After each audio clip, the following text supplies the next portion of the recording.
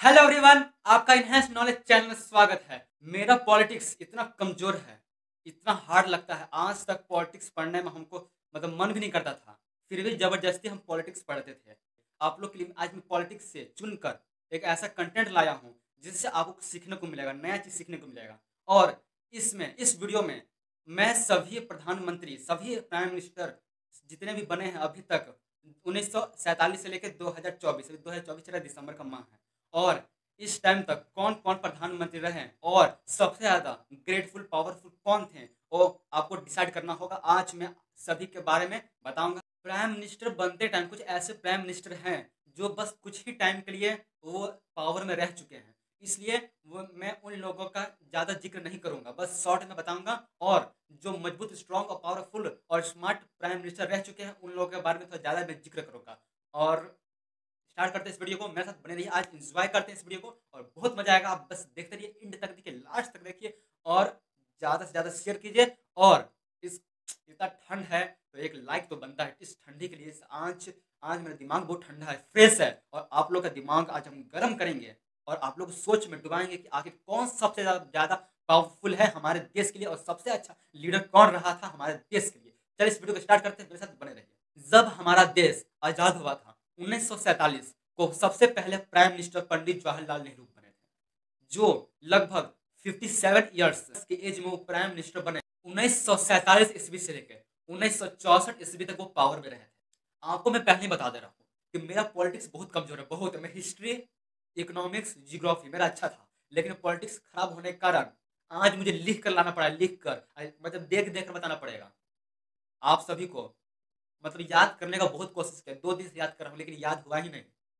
लेकिन चलिए, मैं देख देख कर ही बताऊंगा और आप लोगों को सिखा कर जाऊंगा और एंजॉय कीजिए।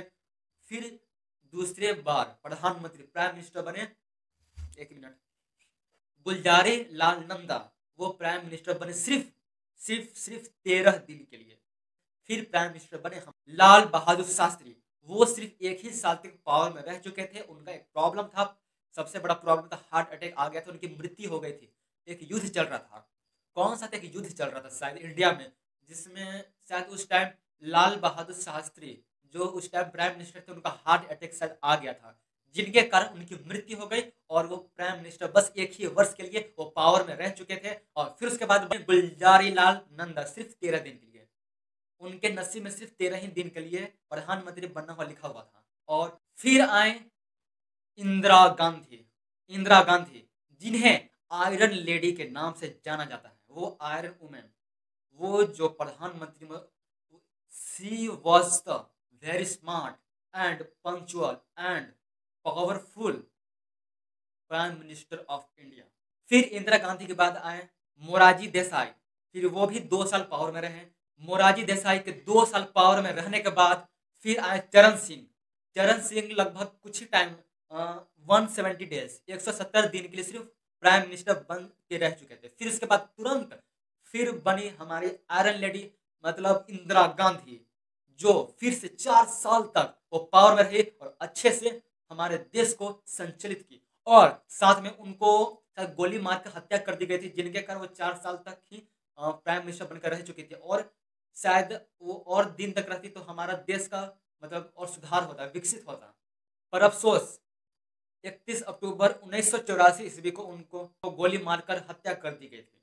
वो बहुत अफसोस और दर्दनाक स्टोरी है। चलिए अब बढ़ते हैं। फिर प्राइम मिनिस्टर बने राजीव गांधी, जिनका उम्र सिर्फ 40 वर्ष था। वो फिर 5 साल तक शासन किए, मतलब पावर में थे। फिर उसके बाद राजीव गांधी के बाद आते वीपी सिंह, विश्वनाथ प्रताप सिंह। शायद आपको भी आज पता चला होगा वीपी सिंह का पूरा नाम। हम लोग पहले से जानते थे वीपी सिंह, लेकिन वीपी सिंह का बहुत कम ही वैसे लोग होंगे जो इनका पूरा नाम जानते हैं। लेकिन मैं भी नहीं जानता था, लेकिन मैं भी जाकर सर्च करके आखिर वीपी सिंह, वीपी मतलब पूरा नाम तो होगा ना, तब जाकर पता चला कि अच्छा विश्वनाथ प्रताप सिंह है। तो सोचिए कि आपको बता दूं कि याद रहेगा, विश्वनाथ प्रताप सिंह वो लगभग 343 डेज सिर्फ वो प्राइम मिनिस्टर बने थे। फिर आए पावर में चंद्रशेखर, वो लगभग 223 दिन बने प्राइम मिनिस्टर, फिर वो भी हट गए। चंद्रशेखर के बाद फिर प्राइम मिनिस्टर बने पीवी, वीपी नहीं, पीवी नरसिम्हा राव। वो 4 साल तक शासन में रहे, मतलब पावर में रहे। उनके बाद दुनिया को हिला देने वाले और सबको सबके सामने अपनी बहुत बड़ी पहचान जगाने वाले, पहचान बनाने वाले, लोगों के दिल में पहचान बनाने वाले हमारे बीजेपी के लीडर अटल बिहारी वाजपेयी। लेकिन उस टाइम वो सिर्फ 16 दिन के लिए प्राइम मिनिस्टर बने थे। अब आते हैं अगले प्राइम मिनिस्टर एच.डी. देवे गौड़ा, जो 324 दिन के लिए प्राइम मिनिस्टर रहे थे। फिर बने इंदर कुमार गुजराल, जो 332 दिन के लिए प्राइम मिनिस्टर रहे थे। फिर वापस आए अटल बिहारी वाजपेयी, जो फिर से बीजेपी का झंडा लहराया और 6 साल तक पावर में रहे। हमारे सनातन धर्म के लिए वो एक भगवान स्वरूप, हमारे देश के प्रधानमंत्री नरेंद्र मोदी से पहले मनमोहन सिंह हमारे देश के प्रधानमंत्री थे, जो एक ऐसे काम किए, वो एक चीज ऐसे लाए हमारे इंडिया में जो सबको हैरान कर देने वाली बात है। उसको बोलते हैं एलपीजी। एलपीजी मैं सिलेंडर का बात नहीं कर रहा हूँ। एलपीजी मतलब लिबरलाइजेशन, पी से प्राइवेटाइजेशन, जी से ग्लोबलाइजेशन, जिसमें बाहर के देश यहाँ पे इंडिया में बड़े बड़े इंडस्ट्री बैठाएं और यहाँ से हमारा बहुत ग्रो हुआ है। जहाँ पे एक टाइम ऐसा आया था कि इंडिया के पास खाने के लिए कुछ नहीं बचा था, बस कुछ ही महीनों का पूरा इंडिया में राशन बचा था। उस टाइम, सिर्फ उस टाइम अगर वो मनमोहन सिंह अपना दिमाग नहीं लगाते, उस टाइम वो अपना एलपीजी में सही सहमत नहीं दिखाते, तो आज वो भारत मतलब अभी भी गरीब रहता। वो हम सभी को, हम पूरे देशवासी को इस कर्जे से, इस भारत का मतलब एक बोझ बनकर रह चुका था इस वर्ल्ड के लिए। उस कर्जे को इंडिया को बाहर निकाला और इस देश में बड़ा नाम किए। फिर पावर में आए मिस्टर नरेंद्र मोदी, फिर अभी तक वो हैं और अच्छे से काम कर रहे हैं। आई होप आप सभी को इस वीडियो पसंद आया होगा और शायद आप लोग इंस्पायर नहीं किए।